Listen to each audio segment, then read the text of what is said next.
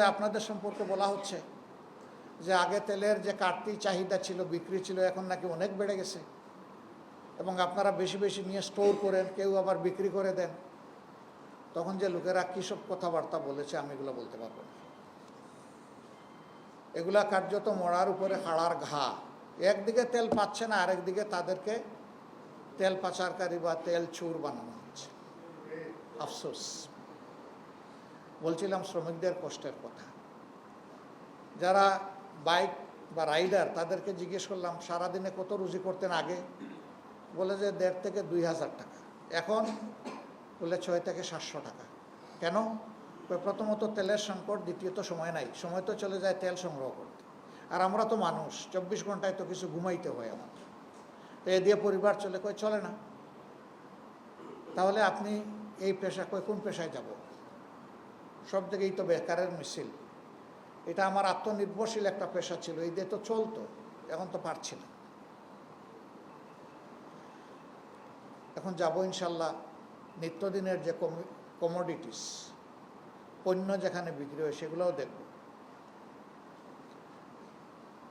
আগে নিজের হাতেই বাজার খরচ করতাম, এখন যে কোনো কারণে সময়ের অভাবে পারি না। যাওয়া উচিত, দেখা উচিত বাজারে সাধারণ ক্রেতাদের, মানুষের কি অবস্থা। শুনতেছি অনেক কিছুরই দাম বেড়ে গেছে, বাস্তবে গিয়ে যাচাই করে। একটা পাম্প পাইলাম ব্যতিক্রম, সে বলল আগের চাইতে বেশি এখন বিক্রি হয়। আর বলল অন্যান্য পাম্পগুলা বলল যে আমরা আগে যে পরিমাণ তেল পাইতাম, এখন কেউ বলল 3 ভাগের 1 ভাগ পাই সারাদিনে 24 ঘন্টায়, আর কেউ বলল যে অর্ধেক পাই। একটা পাম্প বলল আগের মতোই পাই, একটু কম বেশ হয়। তো আপনি তেল কেমনে বেশি বিক্রি করেন?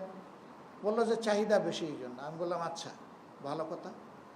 আগে একটা গাড়িতে যে যত চাইতো তত দিতেন কিনা? বলে হ্যাঁ, তা দিতাম। বলে এখন দেন? কয় না, দেই না। এখন কত দেন? ম্যাক্সিমাম 2,000 টাকার তেল দেন।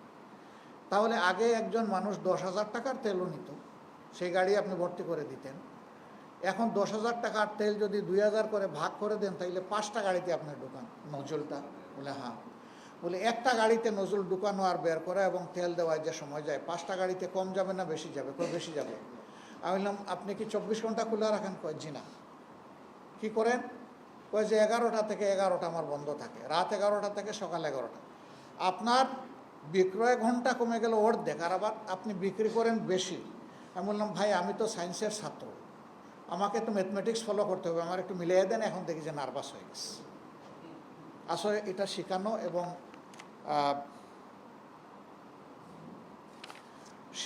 এবং এটা ছিল অ্যারেঞ্জ বলি আমি যা বুঝলাম, যে তাকে শিখিয়ে দেওয়া হয়েছে। এরপরে একটা একটা করে যখন আমি মিলাইতে লাগলাম, এখন সে হেরে গেছে, আর পারে না। এখন যারা ক্রেতা তারা এসে মাথার উপরে ভিড় করেছে, শত শত মানুষ, বলে যে উনি মিথ্যা বলতেছে, সঠিক বলেনি। আরও নার্ভাস হয়ে গেছে। আমি লোকদেরকে বললাম যে ভাই আপনারা একটু সরেন, আমি তো এখান থেকে কথা বলব। কিন্তু মানুষের কষ্ট, মনের যে কষ্ট, এই কষ্টে সবাই হুমড়ি খেয়ে পড়ছে। আমরা জিজ্ঞেস করলাম আপনাদের জন্য আমরা কি করতে পারি? আপনারা আমাদের জন্য সংসদে কথা বলবেন, বাইরে কথা বলবেন। যদি এই কথাগুলো বলতে পারেন তাহলে হয়তো আমাদের দুঃখ কিছু লাঘব হতো। আমি শ্রমিকদের এই কষ্টের কথা তা তুলে আনলাম কেন? এখানেও কিন্তু কোনো পাম্পে গিয়ে কোনো মালিকের দেখা পাইনি, তারাও শ্রমিক। যারা এই তেল বিক্রি করতেছে, মালিক তো করে বসে আছে, সমস্ত ঝামেলা কিন্তু মোকাবেলা করতে হচ্ছে ওই শ্রমিক ভাইটি।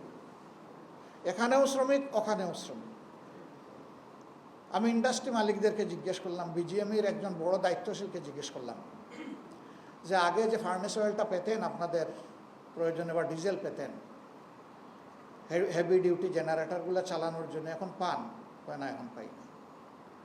তবে পাই যদি বাড়তি টাকা দিই, পাম্প থেকে নয়, অন্য জায়গা থেকে।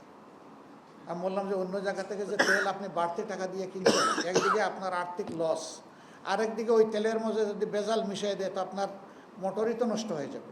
হচ্ছে ইতিমধ্যে, মানে একটা সর্বগ্রাসী ধ্বংসের মধ্যে দিয়ে আমরা আগাচ্ছি। এ বিষয়ে যখন আমরা সংসদে কথা বলতে চাই, তখন আমাদের নোটিশগুলা আমলে আনা হয় না। সরকার ভয় পায়। আরে আপনি ভয় পাবেন কেন? এই সমস্যা তো সরকার সৃষ্টি করে নাই। এই সমস্যার সৃষ্টি হয়েছে দুনিয়ায় চলমান যুদ্ধের কারণে। বরঞ্চ এখানে আমরা সবাই মিলে যদি খোলামেলা কথা বলি তাহলে একটা জাতীয় ঐক্যমতে আমরা বুঝতে পারবো, একটা রাস্তা বের হবে। কিন্তু তথ্যই যদি সঠিক দেওয়া না হয়, আমাদেরকে এমনভাবে সংসদের ভিতরে বিবৃতি পড়ে শোনানো হয়, মনে হয় যেন এখন তেলের উপর দিয়ে বাংলাদেশ বাসতেছে, তেল তেলা অবস্থা আমাদের। তা আমি বলি যে সব তেল সংসদে ঢুকে গেছে, বাইরে পাওয়া যাচ্ছে না। ওখানে দেখছেন তো কত জাতের তেল দেওয়া হয়, ওই তেল দিতে গিয়ে এখন বাইরে তেলের সংকট দেখা দিয়েছে। আমরা অনুরোধ করব, লুকোচুরি না, জনগণকে সঠিক তথ্য প্রকাশ করতে হবে। আমরা সহযোগিতা করব। এই দেশ শুধু আপনাদের না, এই দেশ আমাদের, এই দেশ জনগণের দেশ, এই দেশ 18 কোটি মানুষের দেশ। 18 কোটি মানুষের কষ্ট হলে আমাদেরও কষ্ট হবে, আমরাও তার অংশীদার। মানুষ ভালো থাকলে আপনি আমিও ভালো থাকবো। তো কেন ভালো থাকার চেষ্টা সবাই মিলে আমরা করব না? অবশ্যই আমরা করব। কিন্তু যদি জাতিকে নিয়ে লুকোচুরি করা হয়, অধিকন্ত যদি বলা হয় যে পাম্পের তেল আগের চাইতে বেশি বিক্রি হচ্ছে, মজুত করছে এবং চুরাই পথে বিক্রি করছে, তাহলে একদিকে তাদেরকে কষ্ট দেওয়া হচ্ছে রাস্তায় নিয়ে 10 ঘন্টা, 12 ঘন্টা, 5 ঘন্টা, 7 ঘন্টা, আরেকদিকে তাদেরকে অপমানিত করা হচ্ছে তাদেরকে তেল চুরি হিসেবে সাব্যস্ত করে। এটা তো হতে পারে না ভাই, আমরা এটার নিন্দা জানাই। এই সংস্কৃতি থেকে বের হয়ে আসতে হবে। সঠিক স্বচ্ছ অবস্থা এবং তথ্য জানার অধিকার এদেশের প্রত্যেকটি নাগরিকের। কারণ সরকারের অর্থনীতির চাকা ঘুরে নাগরিকদের ট্যাক্সের টাকায়, এবং এই দেশে আজকে জন্ম নেওয়া শিশু থেকে 100 বছরের বৃদ্ধ বৃদ্ধা তারা সকলেই ট্যাক্স পরিশোধ করেন।